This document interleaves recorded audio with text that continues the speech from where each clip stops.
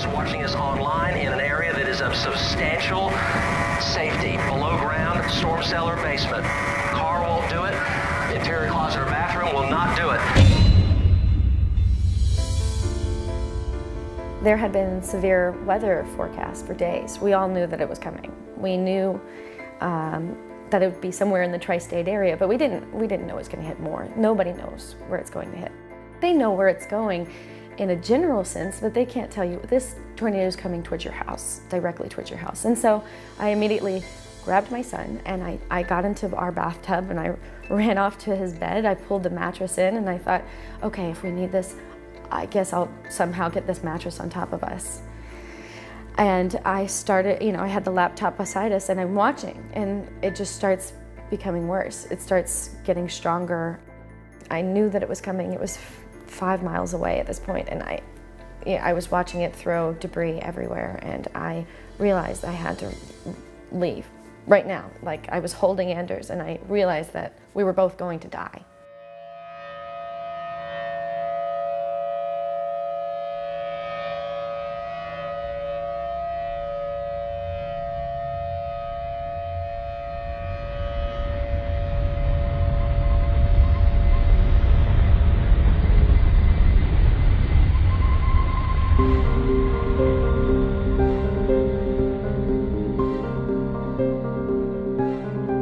I just got up and ran. I was trying to keep him calm. I was holding him as close as I could and I was just like, we just have to go, it's okay, we're just gonna go. Panic-stricken internally, but I wanted to make sure that he was okay.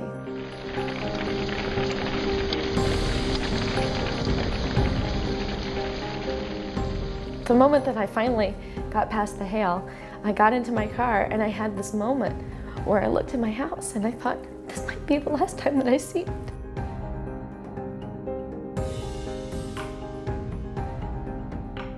I got out about a half a mile from my house thinking, okay, this should be safe enough to put Anders in his car seat, and the winds were just whipping us around. It literally pulled him sideways in my arm. And I thought, nope, this is incorrect. This is not safe either. Maybe it's gonna hit here. So I get back in the car and keep driving. And I finally got to a point where I could tell the winds weren't as strong and I got out of the car. And I turned around and all I see is a black wall. And it was moving across my field of vision. It was so big I couldn't even understand what was happening. I was looking at it and I thought, well, is it a tornado? Is it in front of my house? Is it behind my house? Like my mind couldn't even figure out what I was seeing. It was so odd. It didn't look like a tornado. It was too big to be a tornado.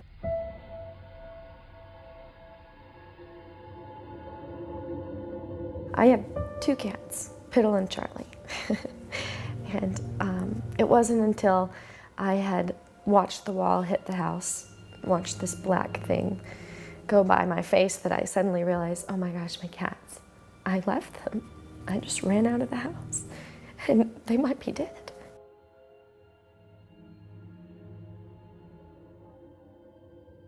It was about a half a mile from my house whenever about the same place where I tried to get Anders out to put him in his car seat, where I realized that we weren't going any further. There were poles. That's why it was moving so slowly. People were just turning around or parking on the street.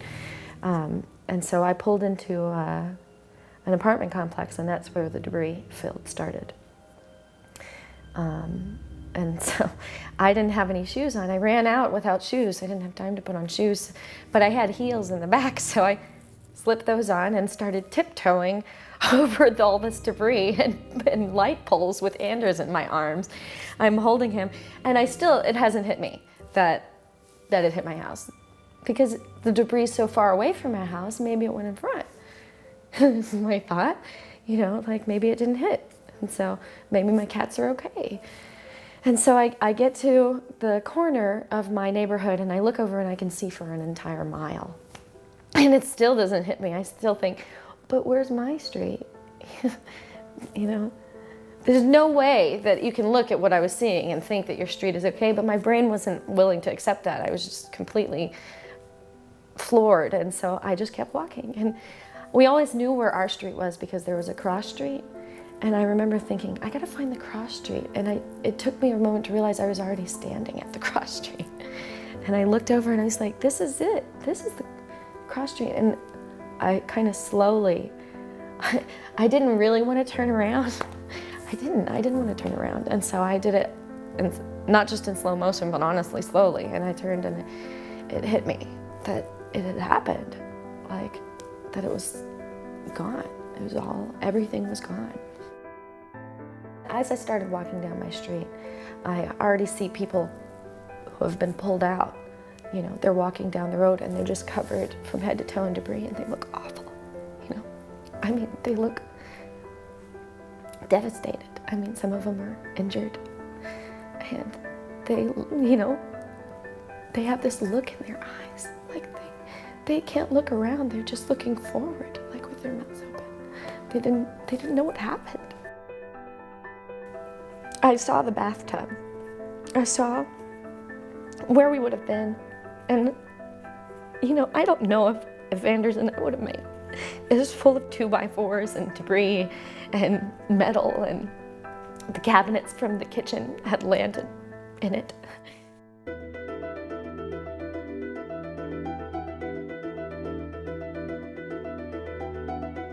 Whenever I saw my husband, people were already helping. I mean, somebody helped him dig a wall off of our bathroom to search for us. You know, just some strange man who wasn't even in the disaster area, just ran towards it. As soon as the debris, you know, cloud was gone, he just ran there. And my husband did too. He just ran there and he helped pull a wall off. But more and more people just started showing up. They were just, are you okay? Are you okay? Is this your house? Do you need anything? You know, they were just running around. And somebody let me borrow their phone and text my mom. And I said, you know, we okay, house gone. You know, it's very matter of fact. I'm not a texter, but you know, it's kind of funny. This is somewhat relevant, but right at that moment, my mom, she texted back, "Praise Jesus." And the person whose phone it was said, "Oh, is that your mom?" And I was like, "Yeah, that's Mom." You know, and that was the first time it had ever occurred to me.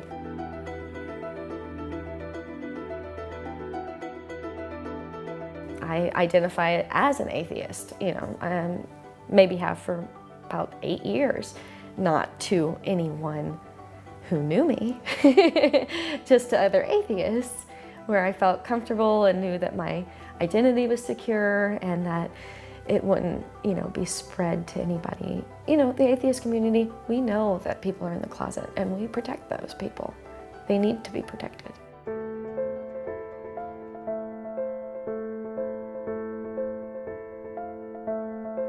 It was only about an hour after I uploaded the photos that I got an email. And it's just like, "Hey, we really like your story. It's amazing in this horrible tragedy to have something so good come out of it. You know, mother saved child. You know, we just think that if you wouldn't mind if we could interview you, we think that it would be really uplifting during this." And I agreed. I thought, yes, you are not wrong. This is a happy story, and I feel like it needs to be told, you know, because everybody was grieving loss. Everything was horrible. It was just horrible. She asked if I wouldn't mind being on the Situation Room with Wolf Blitzer, and I thought, wow, Wolf Blitzer, huh? You know, okay. We started the interview, and I thought it was going really well. I mean, I wasn't stumbling over my words. Things seemed to be going really well, and you know, whenever I was done talking, I thought, I'm done talking. That's the end of the interview.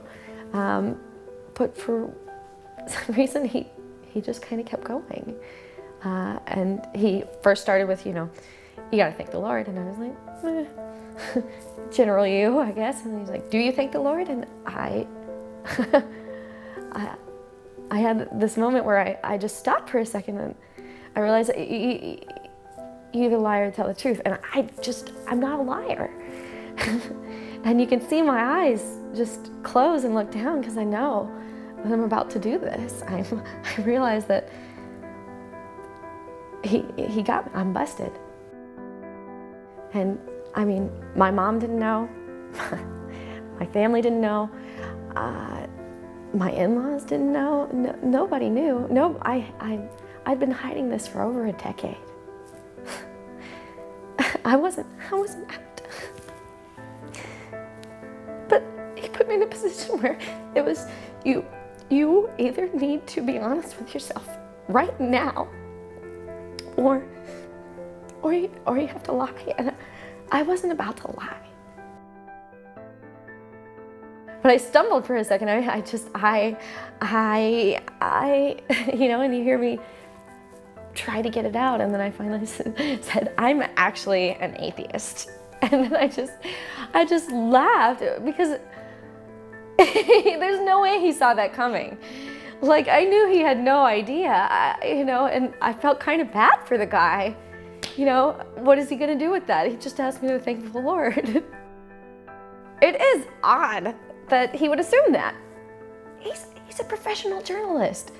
I went in thinking I was gonna tell my story and then it would be over and I'd go home and, you know, eat some ice cream or something. I wasn't gonna out myself on a national stage. I didn't go there. I very specifically would never have said that.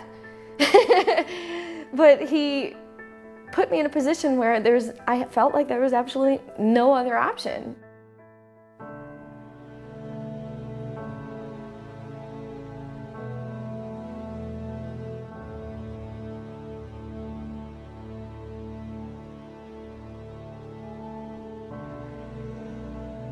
I don't mind what's happened, because people come up to me all the time and they just feel so much stronger.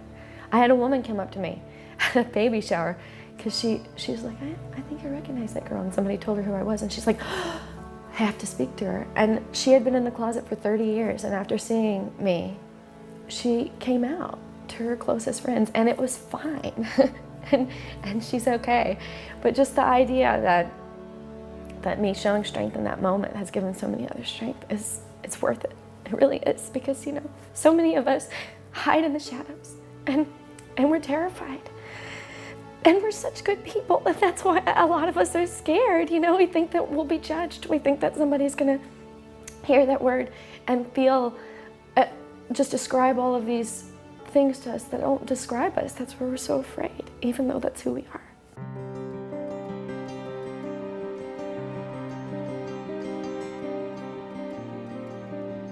People were coming and shoveling out our house, but from this perspective, I was able to see a difference in the way the secular community responds to disaster and the way that the religious do. I mean, the religious are so organized. They're wearing matching t-shirts, they show up, they have supplies, they're ready to go, they have teams. You know, they had people who were shoveling my house, they were all wearing Church of Christ shirts, but there was somebody from Memphis, there was somebody from Nashville, there were two from Virginia, but they all showed up wearing the exact same shirt, because they can just go to their church and say, hey, I'm free, I'm gonna go. And then they put them in touch with the church here, who works with the Red Cross here to find out, you know, where they're gonna go. And then their volunteers are sent out to a house, and they got sent to ours. But we don't have anything like that. The secular community, I mean, you know, we have the desire. I mean, so many people trying to help. They're trying to send money. They're trying to do anything they can. We just don't have the infrastructure in place.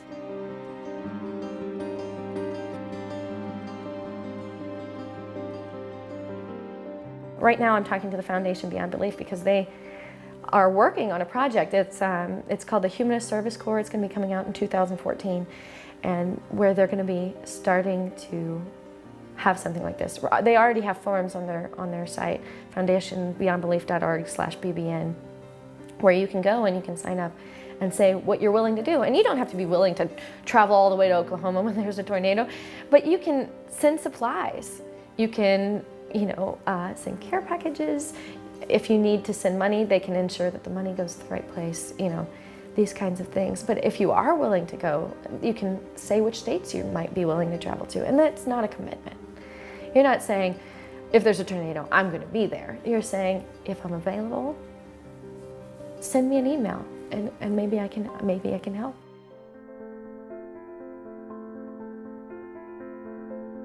it's a slow process right now. We're in a rental house with rental furniture, but we have recently gotten under contract on a home. So, I mean, that's just, it's so huge. The idea that we're about to be in a home and that we might not leave it, and we might just get to start building again, like just build our lives back up. It's just, I'm just filled with so much hope. You know, I mean, things have been flatlined for a long time, but they're starting to look much better.